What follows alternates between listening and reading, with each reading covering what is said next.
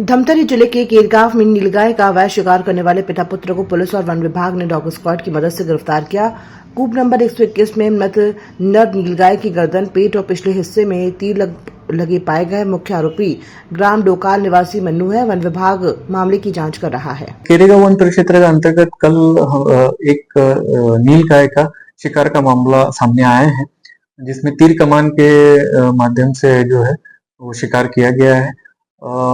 लगातार हमारी कल जैसे घटना पर हमें पता चली थी, हमारी टीम उस मामले की जांच में लगी हुई थी और आज 3 लोगों को टीम ने, जो आरोपी है, उनको पकड़ा गया है। उनसे पूछताछ जारी है। लगभग 7-8 लोगों के होने की बात कही जा रही है और ये पूछताछ कंप्लीट हो जाएगी तो कौन कौन लोग हैं, क्या है, वो सामने आ जाएगा। उन 3 लोगों पे जो है वन्य प्राणी सुरक्षा अधिनियम 1972 के अंतर्गत कार्रवाई की जा रही है। उनको तत्काल आज जेल दाखिला किया जाएगा। विभाग इस मामले में हमेशा से तत्पर रहा है और हम इन ऐसे मैटर्स को बहुत सेंसिटिवली भी लेते हैं। पिछले कुछ दिनों से हमने हमारे क्षेत्र में वन मंडल धमतरी के अंतर्गत जितने भी बीट फॉरेस्ट ऑफिसर्स है, सर्कल फॉरेस्ट ऑफिसर्स है, उनको 5 किलोमीटर डेली, हर दिन 5 किलोमीटर का जो है गश्ती कंपलसरी किया गया है और जीपीएस डिवाइसेस के माध्यम से वो हम सुनिश्चित भी कर रहे हैं कि उन्होंने 5 किलोमीटर पूर्ण किया है, नहीं किया है। जो लोग नहीं कर रहे उनको तत्काल नोटिसेस भी जारी हो रहे, क्योंकि ये सीजन वन अग्नि का भी है। हम मानते हैं 15 फरवरी से 15 जून फॉरेस्ट फायर का भी सीजन होता है। तो लगातार अगर टीम गश्ती करेगी, पेट्रोलिंग करेगी, क्षेत्र में दौरा करते रहेंगी, तो जो है वन अग्नि के मामले में कम हो जाएंगे और साथ ही साथ जो है वन सुरक्षा, वन्य प्राणियों की सुरक्षा और ये शिकार के मामले भी निश्चित रूप से कम हो जाएंगे। उसी उद्देश्य से ये गश्ती हमने शुरू की है। उसके साथ ही हम अगर देख सकते हैं कि जैसे ही वो शिकार, हम देख सकते हैं कि मैटर में शिकार करने का प्रयास हुआ है, उन्होंने तीर कमान मारे थे, वो उसको ले नहीं जा पाए, क्योंकि तत्काल हमारी टीम वहां पे पहुंच गई थी और मैटर को आगे तुरंत जांच करके जो है जो भी उसमें दोषी पाए गए उनको गिरफ्तार किया जा रहा है। छत्तीसगढ़ में पहली बार देश का पहला नेशनल ट्राइबल्स गेम 2026 आयोजित होने जा रहा है। 25 मार्च से 3 अप्रैल तक रायपुर में होने वाले इस मेगा इवेंट में देश भर से करीब 2000 खिलाड़ी और 1000 से ज्यादा अधिकारी हिस्सा लेंगे। फुटबॉल, हॉकी, तीरंदाजी, वेट लिफ्टिंग और स्विमिंग जैसे खेलों में जनजातीय खिलाड़ी अपनी प्रतिभा दिखाएंगे। उप मुख्यमंत्री अरुण साव ने बताया कि इसका मकसद सिर्फ खेल नहीं बल्कि आदिवासी संस्कृति और छुपी प्रतिभाओं को राष्ट्रीय मंच देना है। मीडिया के सभी साथियों, आप सभी का हार्दिक अभिनंदन है, हार्दिक स्वागत है। आज की यह पत्रकार वार्ता विशेष प्रायोजन के लिए आप सबको आहूत किया हुआ है। ये छत्तीसगढ़ के लिए सौभाग्य का विषय है कि छत्तीसगढ़ में देश का पहला नेशनल ट्राइबल गेम्स की मेज़बानी छत्तीसगढ़ को मिली है और आप सब ने देखा कि पूरे देश भर से खिलाड़ियों के आने का क्रम प्रारंभ हो गया है। तैयारियां अंतिम चरण पर है। अलग अलग स्थानों पर जो खेल की प्रतियोगिताएं होगी उसके मैदान तैयार हो गए हैं, खेल के उपकरण आ गए हैं। तो ये बहुत बड़ा आयोजन की मेज़बानी छत्तीसगढ़ को मिली है। मैं देश के प्रधानमंत्री माननीय नरेंद्र मोदी जी, हमारे खेल एवं युवा कल्याण मंत्री डॉक्टर मनसुख मांडविया जी का धन्यवाद देता हूं कि उन्होंने यह बड़ा अवसर छत्तीसगढ़ को उपलब्ध कराया है। कल शाम को इस महाकुंभ का शुभारंभ होगा। देश के खेल एवं युवा कल्याण मंत्री डॉक्टर मनसुख मांडविया जी और हमारे राज्य के मुख्यमंत्री आदरणीय विष्णुदेव साय जी की उपस्थिति में कल शाम को नेशनल ट्राइबल गेम्स का शुभारंभ होने जा रहा है और यह प्रतियोगिता 3 मार्च तक चलने वाली है।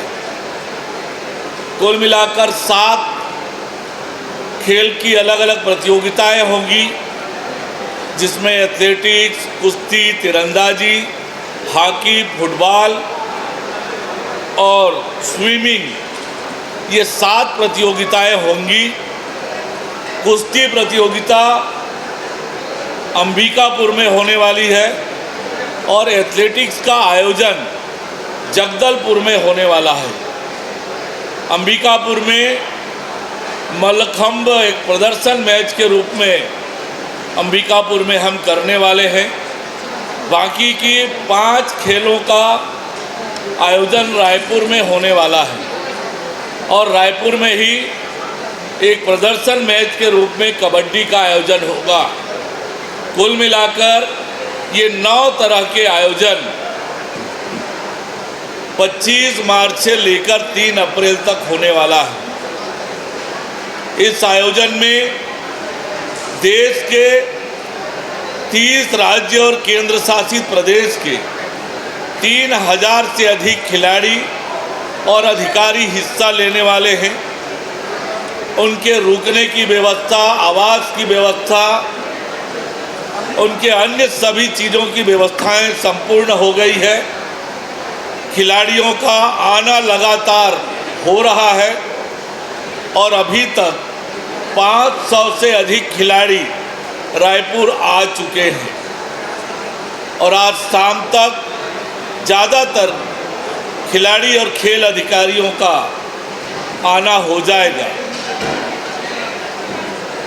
साई के 20 से अधिक अधिकारी पिछले 5 दिनों से तैयारी के लिए यहाँ पर उपस्थित हैं और तैयारियों की लगातार निगरानी कर रहे हैं और उनके मार्गदर्शन में हमारी राज्य पूरी तैयारियों को अंतिम चरण दे रहा है।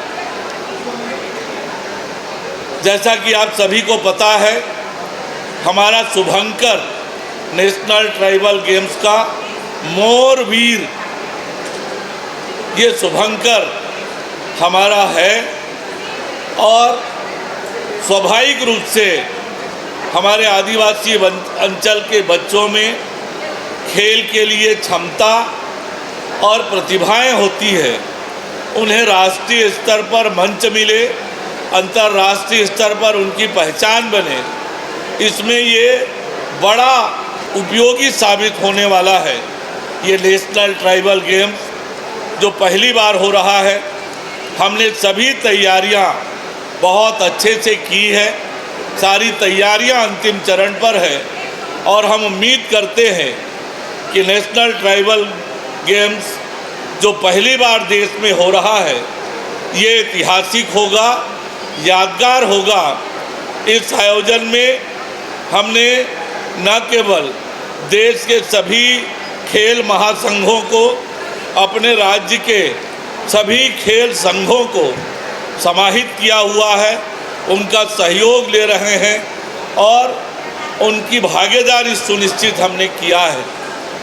तो निश्चित रूप से ये बहुत यादगार और बड़ा आयोजन है जिसकी मेज़बानी छत्तीसगढ़ को मिली है और मैं आप सबको आमंत्रित करता हूं कल के उद्घाटन समारोह के लिए और हमारी खेल प्रतिभाओं को, हमारे खेल अधोसंरचना को बहुत ताकत इस आयोजन से मिलेगी।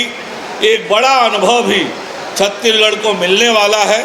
राष्ट्रीय प्रतियोगिता का आयोजन किस प्रकार से किया जाता है, किस प्रकार से तैयारियां की जाती है, इसका अनुभव भी हमको मिलेगा। हमने सरगुजा ओलंपिक, बस्तर ओलंपिक का आयोजन करके छोटे रूप में आयोजन किया है और अब ये नेशनल ट्राइबल गेम्स के मेज़बानी करके एक बड़ा अनुभव हमारी क्षमता, हमारी तैयारियों को लेकर होने वाला है। हमारे राज्य के खिलाड़ी भी लगभग 180 की संख्या में इस प्रतियोगिता में भाग लेने वाले हैं। उनको बड़ा अनुभव आएगा जब राष्ट्रीय अंतर्राष्ट्रीय स्तर पर खेलने वाले खिलाड़ियों के साथ खेलने का अवसर मिलेगा, उनका खेल देखने का अवसर मिलेगा, तो छत्तीसगढ़ के खेल और खिलाड़ियों दोनों को इस आयोजन से बड़ी ताकत मिलने वाली है। तो निश्चित रूप से ये आयोजन हमारे लिए सौभाग्य का विषय है। इस आयोजन का ज़्यादा से ज़्यादा लाभ छत्तीसगढ़ को मिले, छत्तीसगढ़ के खिलाड़ियों को मिले, इसके लिए हम लगातार प्रयत्न कर रहे हैं। केरल विधानसभा चुनाव से पहले सियासी सरगर्मी तेज हो गई है। मुख्यमंत्री विष्णुदेव साय केरल दौरे से लौटकर रायपुर एयरपोर्ट पर बोले कि एनडीए को इस बार अच्छा समर्थन मिल रहा है। उन्होंने कहा कि जमीनी स्तर पर पार्टी के पक्ष में सकारात्मक माहौल है और जनता एलडीएफ और यूडीएफ से नाराज नजर आ रही है। सीएम साय ने भरोसा जताया कि एनडीए इस चुनाव में बेहतर प्रदर्शन करेगी। आगामी 9 अप्रैल को केरल में विधानसभा चुनाव का मतदान होना है और पार्टी का आदेश हुआ था कि वहां पर अभी हमारे प्रत्याशी नामांकन दाखिल कर रहे हैं, तो उसमें समारोह में शामिल हों। और हम कल केरल के 3 विधानसभा के नामांकन दाखिला समारोह में शामिल हुए। एक तो चेंगन्नूर, वहाँ पर बीजेपी के प्रत्याशी हैं श्री एम.वी. गोपा कुमार। एक विधानसभा है अरनमुला, वहाँ पर पूर्व गवर्नर राजशेखर जी प्रत्याशी हैं। और एक विधानसभा कोनी, यहाँ पर एनडीए के प्रत्याशी हैं सुंदरेशन जी। तो 3 विधानसभा के नामांकन दाखिला कार्यक्रम में कल हम शामिल हुए और एक रात रुके भी, बहुत लोगों से मुलाकात भी हुई और वहाँ कार्यकर्ताओं में बहुत उत्साह है और वहाँ की जनता एलडीएफ और यूडीएफ को इस बार मज़ा चखाना चाहती है।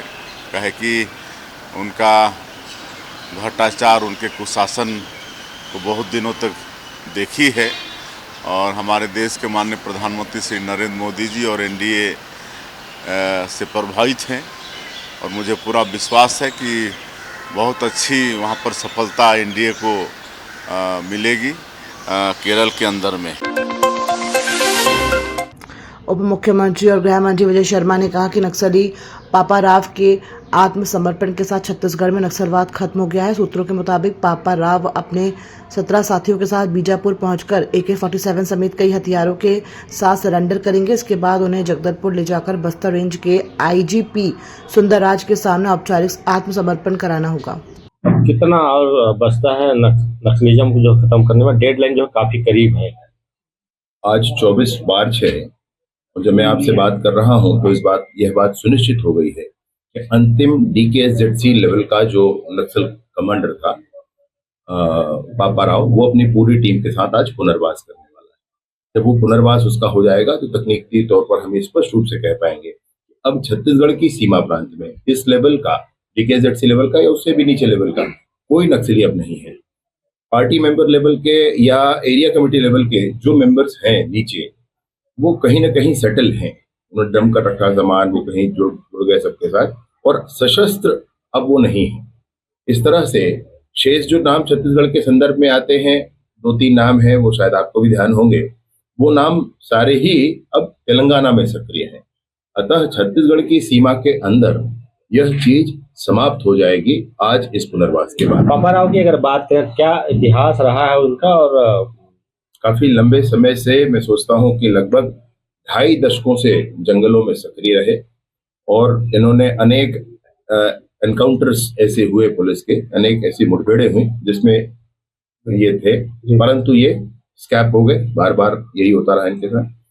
अभी भी ये है कि 25 लाख का छत्तीसगढ़ की सरकार की तरफ से इनाम DKZC होने के कारण के ऊपर है, लेकिन ये बात स्पष्टता है कि अब उनका मनोभाव बदल गया है। मेरी खुद भी उनसे बात हुई है फोन पर और बात होने के बाद ये स्पष्टता है कि अब वो आज पुनर्वास कर पापा राव के आत्मसमर्पण के बाद जो है क्या ऐसा माना जाए कि जो छत्तीसगढ़ में नक्सलिज्म जो है पूरी तरह से खत्म हो गया है? मैंने कहा आपसे, सशस्त्र नक्सलिज्म का वह स्तर अब समाप्त हो गया। DKZC लेवल का कोई भी सक्रिय नक्सली अब छत्तीसगढ़ में नहीं है। एरिया कमेटी मेंबर्स के डिवीजन लेवल के भी नहीं होंगे। एरिया कमेटी मेंबर के जो होंगे वो सेटल हो गए हैं कहीं ना कहीं, उन्होंने वर्दी छोड़ दी है, हथियार छोड़ दिया है, और कहीं है कुछ संख्या हमको ध्यान आता है 40-45 की संख्या हमको याद आती है जो हमारे रिकॉर्ड में है, और उसके हिसाब से और कोई नहीं है। इस तरह से मैं स्पष्टता से ये कहना चाहूंगा, आने वाले समय में अभी हमारे पास 7 दिन का समय और है, इन 7 दिनों में भी और लोगों के पुनर्वास करने की संभावना है, वो भी पुनर्वास कर लेंगे और छत्तीसगढ़ नियत 31 मार्च 2026 तक सशस्त्र नक्सलिज्म से मुक्त होगा। छत्तीसगढ़ में नक्सलवाद के समाप्त होने के बाद सियासी श्रेय की राजनीति शुरू हो गई है। कांग्रेस संचार प्रमुख सुशील आनंद शुक्ला ने कहा कि पापाराव का आत्मसमर्पण कांग्रेस सरकार की योजनाओं का परिणाम है। उन्होंने बताया कि भूपेश बघेल सरकार ने बस्तर में कैंप स्थापित किए, स्कूल खोले और स्थानीय लोगों को रोजगार दिए, जिससे नक्सलवाद पर काबू पाया गया। स्थितियाँ क्यों बनी है, इस पर विमर्श करना चाहिए। पिछले 5 साल पहले जब कांग्रेस की सरकार थी तो कांग्रेस की सरकार ने जो विश्वास, विकास और सुरक्षा का मूल मंत्र लेके एक योजना बनाया था नक्सलवाद से निपटने के लिए, आज ये उसी की परिणाम है। भले ही अमित शाह कुछ कहें, राज्य सरकार अपनी पीठ थपथपाए, लेकिन हकीकत ये है कि कांग्रेस की भूपेश सरकार ने तो बस्तर में दूरस्थ क्षेत्रों में कैंप स्थापित किए, स्कूलों को चालू किया, वहाँ पे रोजगार के साधन जुटाए, वहाँ के लोगों का विश्वास सुरक्षा बलों के प्रति बढ़ाया। उसका परिणाम है कि लोग नक्सलवाद से निजात चाहते थे, और यही कारण है कि बड़ी संख्या में नक्सलियों ने भी समर्पण किया और सुरक्षा बलों को भी सफलता हासिल हुई, और जनता भी सरकार और सुरक्षा बलों के साथ आई। तो निश्चित तौर पे वर्तमान सरकार ने भी काम किया है। सेंट्रल गवर्नमेंट, भले केंद्रीय गृह मंत्री बार बार इनकार करें, लेकिन उनके पुराने बयान बताते हैं कि आज नक्सलवाद के सफाए में भूपेश सरकार की ही भूमिका थी।